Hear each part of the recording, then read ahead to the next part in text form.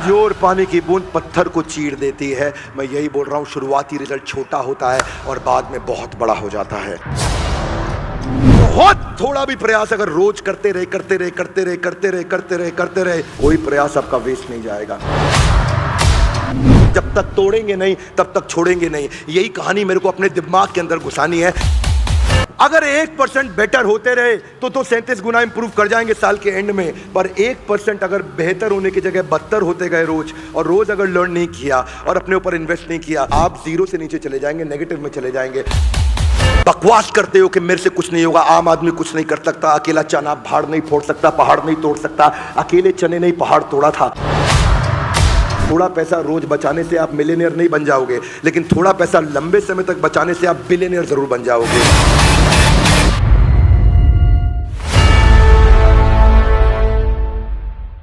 आप सबका बहुत बहुत स्वागत है। आज का एपिसोड है दूसरे अध्याय का 40वां श्लोक। पिछले एपिसोड में हमने समझा कि भगवान कृष्ण ने अर्जुन को इंस्पायर किया कि कैसे तुम्हारी बेइज्जती के कारण तुम बर्बाद हो सकते हो। यह एपिसोड उन सब के लिए बहुत काम का है जो अब कृष्ण बताएंगे।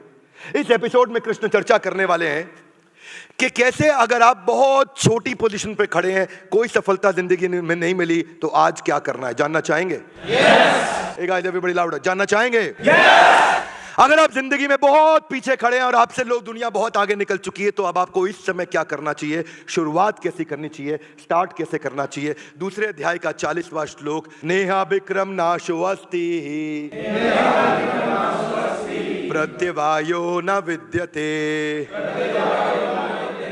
स्वल्पमप्यस्य धर्मस्य त्रायते महतो भयात्।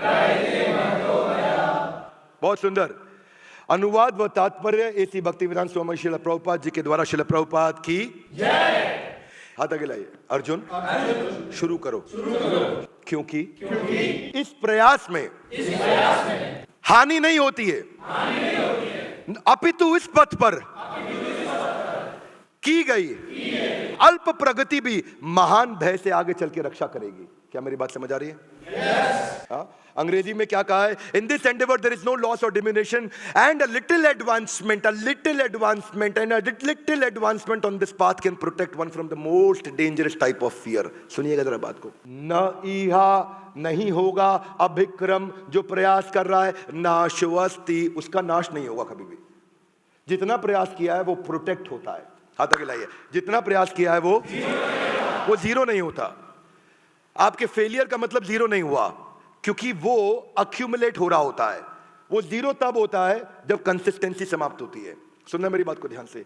न इहा अभिक्रम नाशो अस्ति उसका नाश नहीं होगा। किसका? प्रत्यवायो न विद्यते स्वल्पमप्यस्य धर्मस्य जिसने थोड़ा सा भी काम चालू कर दिया, त्रायते हाथ आगे लाइए, तार देंगे, महतो भयात हाथ आगे लाइए, महान।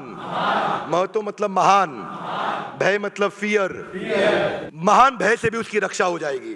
किसकी रक्षा होगी? उस व्यक्ति की जो छोटी छोटी शुरुआत के साथ अक्यूमुलेटेड रिजल्ट्स को बड़ा करता है। क्या मेरी बात समझ आ रही है? Loudly yes no? भगवान अर्जुन को समझा रहे हैं कि लगातार प्रयास करने में कोई हानि नहीं है, और इसमें थोड़ी थोड़ी उन्नति आपको सबसे भयानक भय से बचा सकती है। पिछली बारी भयानक भय क्या बताया? अकीर्ति चापी भूतानी। अकीर्ति, जब आपकी कीर्ति छिन जाएगी आप बर्बाद हो जाओगे। So start from where you are. Consistency is the key to success. निरंतर प्रयास करना। हाँ हाथ आगे लाइए। भाई साहब मैं जीरो पे नहीं हूं, मैं माइनस में हूं, क्या करूं? हाँ, consistency in progression will get you out of depression. One more time, come on. Consistency, हाथ आगे लाइए ऐसा, कंसिस्टेंसी इन प्रोग्रेशन, ऊपर जाने में, will get you out of recession and depression. One more time, come on. हाथ आगे लाइए। Consistency in progression will get you out of recession and depression. क्योंकि आज हम क्या चर्चा कर रहे हैं? गीता इन। जब जंगल में आग लगी तो चिड़िया भी था, कौवा भी था। चिड़िया नदी से उस आग को बुझाने के लिए एक एक बूंद पानी लेकर के आ रही थी, और कौवा वहां बैठ के हंस रहा था। कौवे ने बोला, तेरी ये एक बूंद पानी डालने से जंगल की आग बुझने नहीं वाली। तो चिड़िया ने क्या जवाब दिया? इतिहास में जब भी चर्चा की जाएगी, मेरा नाम आग बुझाने वालों में होगा और तेरा नाम तमाशा देखने वालों में होगा। प्रत्यवायो न विद्यते। ऐसे व्यक्ति का नाश नहीं होता जो लगातार कंसिस्टेंट। जानते हैं क्या फर्क है लेजेंडरी लोगों में और एवरेज लोगों में? क्या फर्क है? क्या फर्क है? कोई फर्क नहीं है, केवल कंसिस्टेंसी गोल स्टेटमेंट के प्रति, उसी का फर्क है। आज भी तो उस गिलहरी की बात होती है ना, जिसने चट्टान को मजबूत बनाने में, जिसने पुल को मजबूत बनाने में छोटे छोटे कंकड़ डाले। और भगवान राम ने हनुमान को क्या समझाया? तुम्हारी चट्टानों के बीच में जो गैप रह जाता है ना, उस गैप को गिलहरी के छोटे छोटे कंकड़ जाके जोड़ देती है, जिसके कारण ये पुल मजबूत होता है। तुम्हारे कॉर्पोरेट वर्ल्ड के अंदर भी जो बड़े बड़े सीईओ जाके बैठ के डिसीजन लेते हैं, उनको इंप्लीमेंट करने के लिए नीचे छोटे छोटे एग्जीक्यूटिव जो छोटा छोटा सपोर्ट करते हैं ना, वो बड़ी कंपनी के बनाई हुई बड़ी स्ट्रैटेजी को उसी पुल की तरह सपोर्ट करके मजबूत बनाने में मदद करते हैं। इसलिए छोटे आदमी का कोई छोटा प्रयास नहीं होता, हर प्रयास हमारे को कामयाबी की तरफ लेकर के जाता है। स्वल्पमप्यस्य धर्मस्य त्रायते महतो भयात्। तो छोटे छोटे कंकड़ भी जिस कारण पुल सेतु को मजबूत बनाते हैं, उसकी बात कृष्ण ने करी यहां पे। आप जानते हैं वर्ल्ड ट्रेड सेंटर पे अटैक किसने किया था? ओसामा बिन लादेन ने। यस, क्या हुआ? ओसामा बिन लादेन अमेरिका में रहता था। Loudly yes no? अमेरिका में रहता था। Yes no? कहां रहता था Osama bin Laden?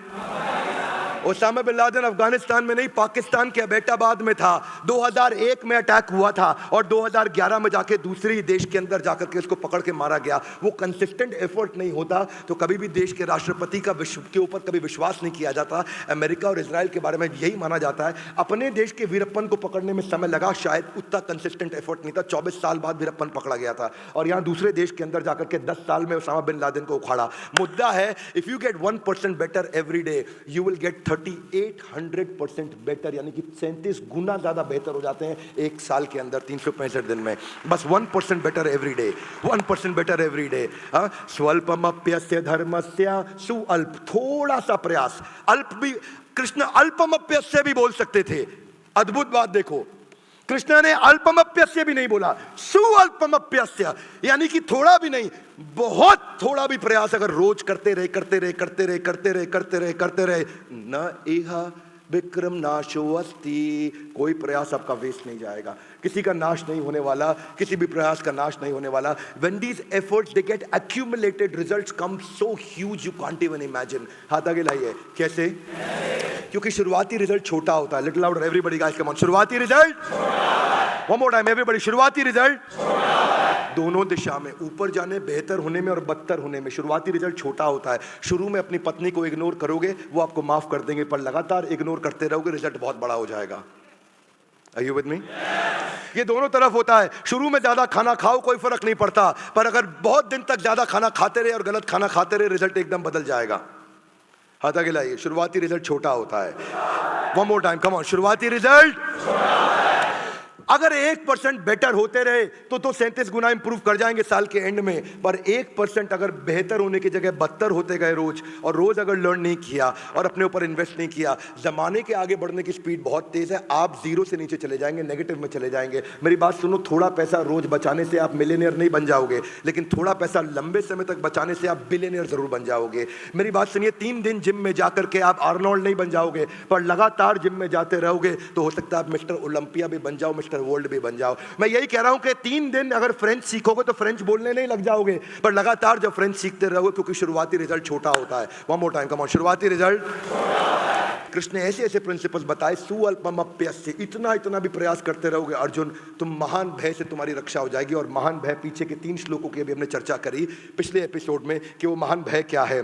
Los Angeles से न्यूयॉर्क जाते वक्त अगर 180 डिग्री नहीं, 145 डिग्री नहीं, 90 डिग्री नहीं, 75 डिग्री नहीं, 45 डिग्री नहीं, 15 डिग्री नहीं, 5 डिग्री नहीं, अगर केवल 3.5 डिग्री साउथ कर देना अगर उसको प्लेन को, तो वो भाई हवाई जहाज लॉस एंजलिस से न्यूयॉर्क उतरने की जगह वो वॉशिंगटन डीसी उतर जाएगा। शुरुआत में 3.5 डिग्री इतना हुआ, इतना इतना, बोला इधर देख रहा है जहाज, इतना सा इधर देखा, पता भी नहीं चलेगा 3.5 डिग्री क्या होता है। ये ऐसे जहाज जाना था, ऐसे जाने की जगह हल्का सा ऐसे जा रहा है बस। अब ये सीधा है कि ये सीधा, आपको पता भी नहीं चलेगा। 3.5 डिग्री इतना ही है, लेकिन वही 3.5 डिग्री बढ़ बढ़ के वो जहाज एग्जैक्टली न्यूयॉर्क उतरने की जगह वॉशिंगटन डीसी उतर जाएगा। मैं ये बोल रहा हूं, शुरुआती result, everybody louder guys, come on Delhi, louder. शुरुआती रिजल्ट। आपकी नेटवर्थ क्या है? आपकी नेटवर्थ आपकी फाइनेंशियल हैबिट्स का आउटकम है। आपकी फिजिकल फिटनेस क्या है? आपकी फिजिकल फिटनेस आपकी ईटिंग हैबिट्स का रिजल्ट है।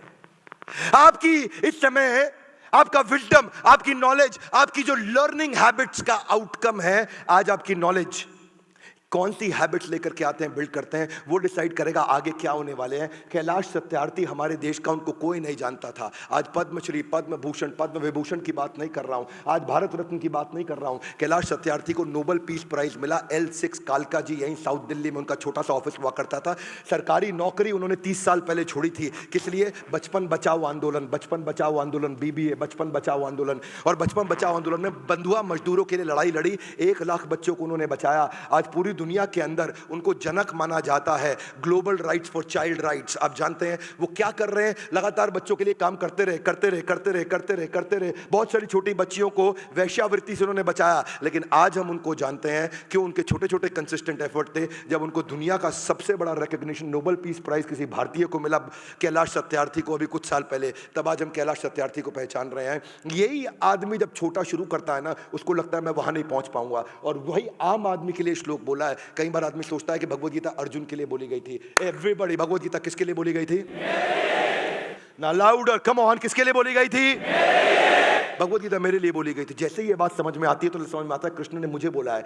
यहां ना ऐसे अगर बैठ के सुनोगे तो फायदा नहीं होगा। आज डिसीजन लेकर के जाओ तो फायदा होगा, डिसीजन नहीं लोगे तो फायदा नहीं होगा। नहीं तो क्या होगा? आप आए, मजे लिए, चले गए। कितने कितने लोगों ने दशरथ मांझी की वो मूवी देखी थी, द मांझी मैन, जो पावरफुल मूवी थी। दशरथ मांझी की मूवी क्या थी? वो गया बिहार के पास रहा करता था, एक बहुत छोटे गांव में। 1959 की बात है। फाल्गुनी नाम की उसकी पत्नी, जिससे वो इतना प्रेम करता था, इतना प्रेम करता था, इतना प्रेम करता था। इसीलिए मैं बोलता हूं, आता मांझी सटकली, केवल जिद्दी आदमी इतिहास रचता है। दशरथ मांझी की जो कहानी थी ना, वो फाल्गुनी को लेकर के थी। फाल्गुनी गर्भवती थी, उसको पहाड़ पे खाना देने आ रही थी। पहाड़ पे चढ़ते चढ़ते जब वो नीचे गिर गई तो खूनम खून हो गई। उसको पता चला, भागा अपने घर की तरफ, अपनी पत्नी को उठाया, अपनी पीठ पे खूनम खून, खून से लिपटी सनी हुई पत्नी को लेकर के अस्पताल की तरफ भागा, जो कि 70 किलोमीटर दूर अस्पताल था। और उसके पास कोई व्हीकल नहीं था, क्योंकि उस पहाड़ को पार करके जाना था 70 किलोमीटर।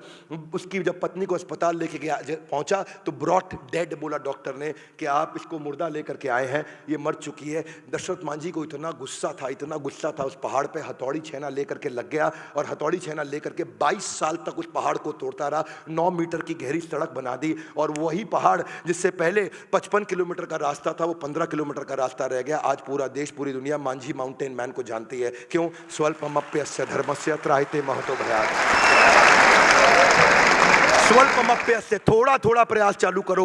हथौड़ी छेना आज भी किसी को बोलो कोई नहीं उठाएगा। लेकिन बस ये प्रिंसिपल समझ में आ गया भगवत गीता, जिसने दिमाग में घुसा लिया ना, वो आदमी कुछ भी कर सकता है। इसलिए ये श्लोक मुझे लगता है कि एक आम इंसान के लिए बोला गया था, ये एक आम आदमी के लिए बोला गया था, जो कुछ भी कर सकता है। जब तक तोड़ेंगे नहीं तब तक छोड़ेंगे नहीं। यही कहानी मेरे को अपने दिमाग के अंदर घुसानी है। जब तक तोड़ेंगे नहीं तब तक छोड़ेंगे नहीं। यहाँ बैठने का फायदा नहीं है। Everybody little louder with me, come on. जब तक तोड़ेंगे नहीं तब तक छोड़ेंगे नहीं। ये अपने आप से कह रहे हो, लिटिल लाउडर, कम ऑन। जब तक तोड़ेंगे नहीं तब तक, जब तक तोड़ेंगे नहीं, अपने आप से बोलो, कम ऑन। आंख बंद करके लाउडेस्ट पॉसिबल, ऊंची आवाज में, गर्दन ऊपर। और जो वीडियो में देख रहा है वो भी, जब तक तोड़ेंगे नहीं। मुद्दा यही है, मुद्दा यही है, तब तक छोड़ेंगे नहीं। लेकिन क्या लोगों को रातों रात अमीर बनना है? जो स्टॉक मार्केट है ना, ये कभी भी रातों रात अमीर नहीं बना सकती, रातों रात गरीब तो बना सकती है आपको। स्टॉक मार्केट में भी राकेश झुनझुनवाला 5000 रुपए लेके चालू किए थे। और क्या मारवाड़ी मिडिल क्लास फैमिली से आए थे राकेश झुनझुनवाला, आज 40,000 करोड़ रुपए की नेटवर्थ पे गए। लेकिन जब 5000 रुपए लाके चालू किया था उन्होंने टाइटन के अंदर, उन्होंने बाद में एक चाय की पत्ती के टाटा टी के अंदर उन्होंने इन्वेस्ट किया था। और उसको भी जूम होते होते होते होते 3 साल लग गए, जो 25 लाख रुपए बना, क्योंकि उसके साथ टिके रहेंगे। बाद में उन्होंने टाइटन में भी काफी इन्वेस्ट किया। 30-32 रुपए के भाव पे उन्होंने 2002 में टाइटन खरीदा था। 2022 के अंदर वही उनके 40,000 करोड़ के पोर्टफोलियो में 11,000 करोड़ का केवल टाइटन था उसके अंदर में। यही बता रहे राकेश झुनझुनवाला के कंसिस्टेंसी और पैशन के साथ में आप स्टॉक मार्केट को जीत सकते हो, अगर आपके पास कंसिस्टेंसी और पैशन है। पर लफड़ा क्या है? मेरे को आज रात को चाहिए सब कुछ। कृष्ण कह रहे हैं स्वल्पमप्यस्य, आप कह रहे हैं नहीं सब कुछ मेरा अपनस्य हो जाए, सब कुछ मेरे को चाहिए, अभी चाहिए, अभी चाहिए, अभी नहीं। ये जो है ना, आप क्योंकि 3 दिन जिम जाने के बाद कपड़े उतार के शीशे के सामने देखते हो कुछ होता नहीं तो लगता कुछ होएगा ही नहीं, होएगा। स्वल्पमप्यस्य धर्मस्य त्रायते महतो भयात्। मुद्दा सारा का सारा यही है। ये लोग बीच में छोड़ते हैं ना, लफड़ा उन्हीं का है। ये रोज बंदर की तरह छलांग मार के अलग अलग चीजें बदलते हैं, अलग अलग फैक्ट्री बदलते हैं, अलग अलग धंधा बदलते हैं, अलग अलग स्टार्टअप बदलते हैं। दिक्कत उनके साथ ही है। थॉमस एल्वा एडिसन के बारे में पहले भी बता चुका हूं, 3000 थ्योरीज पे उन्होंने काम किया था, जिसमें वो 10,000 दफा फेल हुए थे बल्ब बनाने के लिए। 3000 अलग अलग थ्योरी पे वो ट्राई करते रहे बल्ब बनाने के लिए, बल्ब बनाने के लिए, बल्ब बनाने के लिए। सन 1870 की बात कर रहा हूं। और लगातार कुछ साल लगे उनको 3000 थ्योरीज को अलग अलग अप्लाई करने में, जिसमें 10,000 बार फेल हुए। और उसके बाद जब उन्होंने बल्ब बनाया तो किसी ने उनसे कहा कि तुम 10,000 दफा फेल हो गए तो बड़ी कमाल की बात है, तुम कैसे लगे रहे, कैसे लगे रहे? बोला ना मैं कभी फेल नहीं हुआ। बोला 10,000 फेलियर थे वो? तो बोला मैं अलग अलग तरीके सीख गया जिनसे बल्ब बनता नहीं, मैं हर बार सीखता गया। वही है स्वल्पमप्यस्य धर्मस्य त्रायते महतो भयात्। हर आदमी अब जो आज सफल हुआ है उसके जीवन में जाने में या अनजाने में गीता के प्रिंसिपल्स उसने इंप्लीमेंट किए थे। पर समस्या क्या है? धार्मिक चश्मे को उतारने का मेरा मुद्दा है। इस देश का धार्मिक चश्मा उतार करके व्यवहारिक चश्मा उसको पहनाऊंगा मैं, कि भगवत गीता को लेकर के हम इस पूरे देश के अंदर एक नया अमली जामा क्रिएट करने जा रहे हैं। मैं एक नया नैरेटिव सेट करने जा रहा हूं पूरे देश के अंदर, कि भगवत गीता की जो सीरीज चालू की है मैंने, एपिसोड्स की, एक के बाद एक यूट्यूब पे आ रहा है, पूरा देश इन सारे एपिसोड्स को देखेगा और अपने बच्चों को दिखाएगा कि बेटा तुझे जिंदगी में ताकतवर बनना है। जिस दिन गीता हाथ में ले ली तुझे पृथ्वी पे कोई हरा नहीं पाएगा। जानते हैं सबसे बड़ी बात एडिसन की यही थी, वो एक प्रोडक्ट से दूसरे प्रोडक्ट पे जंप नहीं करता था। एक फेलियर के बाद में अपने गोल को बदलता नहीं था, वो अपनी स्ट्रैटेजी बदलता था। आदमी की तकलीफ यही है, जब गोल अचीव नहीं होता वो गोल बदल देता है। और एडिसन बोलता है जब गोल अचीव नहीं होता तो मैं स्ट्रैटेजी बदल देता हूं। इसीलिए गोल नहीं बदलना, आपको स्ट्रैटेजी बदलनी है। मेरे बड़ा भारत शो में मैं ऐसे ही सुपर हीरोज को लेकर के आता हूं। जानते हैं मैं शरीफ चाचा की बात करी हो, पद्मश्री चाचा शरीफ, देखा है किसी ने वो एपिसोड? कम ऑन, बड़ा भारत में देखा है आपने एपिसोड? चाचा शरीफ का एपिसोड देख लेना, आंख में आंसू आ जाएंगे। पहली बार मैं ऑन स्क्रीन वीडियो पर रो पड़ा था चाचा शरीफ के बारे में देख करके। जानते हैं पिछले 30 सालों में 25,000 लाशें, अगर हिंदू है तो जलाते हैं, मुसलमान है तो दफनाते हैं, जिसका अंतिम संस्कार नहीं होता। चाचा शरीफ उसके अपने पिता कहलाए जाते हैं। चाचा शरीफ जिनका अपना बेटा 1991 में किसी ने मार करके नदी में फेंक दिया, उनको अपने बेटे की लाश नहीं मिली, उसका अंतिम संस्कार नहीं हो सका, इसीलिए चाचा शरीफ ने वो प्रयास किया।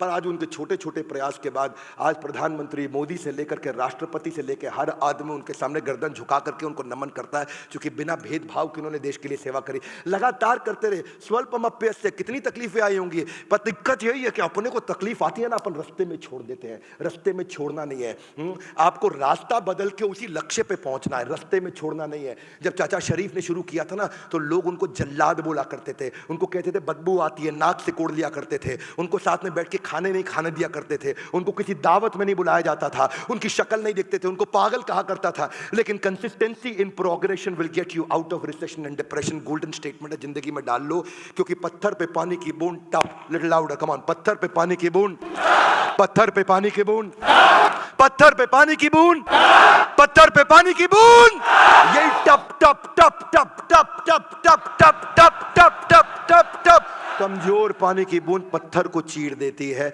मैं यही बोल रहा हूं, शुरुआती रिजल्ट छोटा होता है और बाद में बहुत बड़ा हो जाता है। स्वल्पमप्यस्य धर्मस्य त्रायते महतो भयात्। कहीं से तो शुरू करूंगा। ए गाइस एवरीबॉडी कम ऑन, कहीं से तो शुरू करूंगा। अच्छे दिन कब आएंगे? अभी। कम ऑन, अच्छे दिन कब आएंगे? लाउडर, अच्छे दिन कब आएंगे? कौन लाएगा?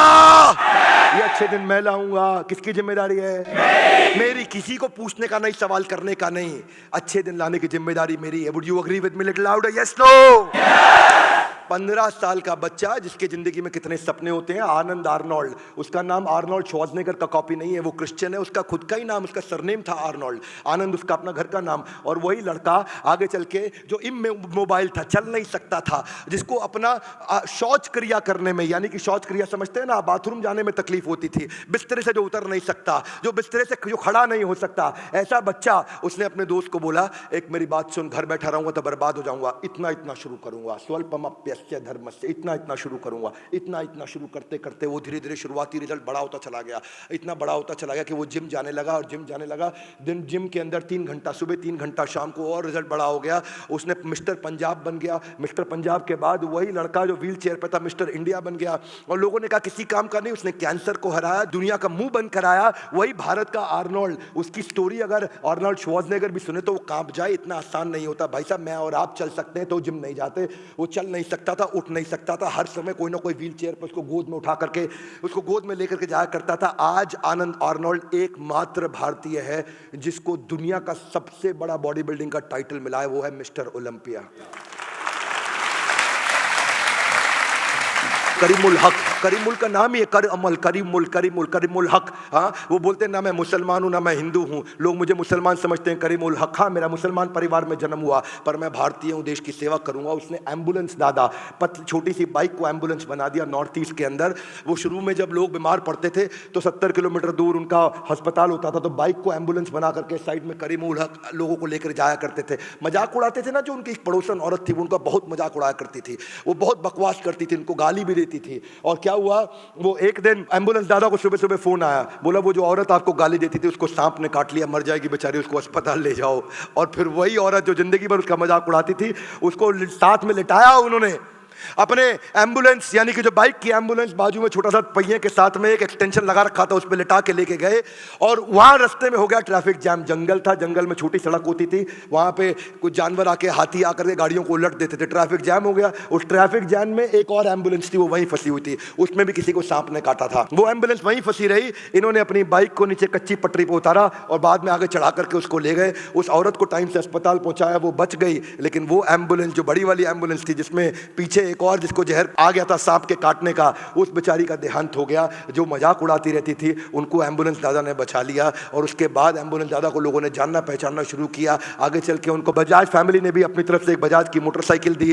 धीरे धीरे धीरे धीरे लोग उनको जानने पहचानने लगे। आज तक पिछले 24 साल में 5000 लोगों की जिंदगी उन्होंने मरने से बचाया है, बिना रुके बिना थके। लोग उनका मजाक उड़ाते थे, वो लोगों की जिंदगी बढ़ाते थे।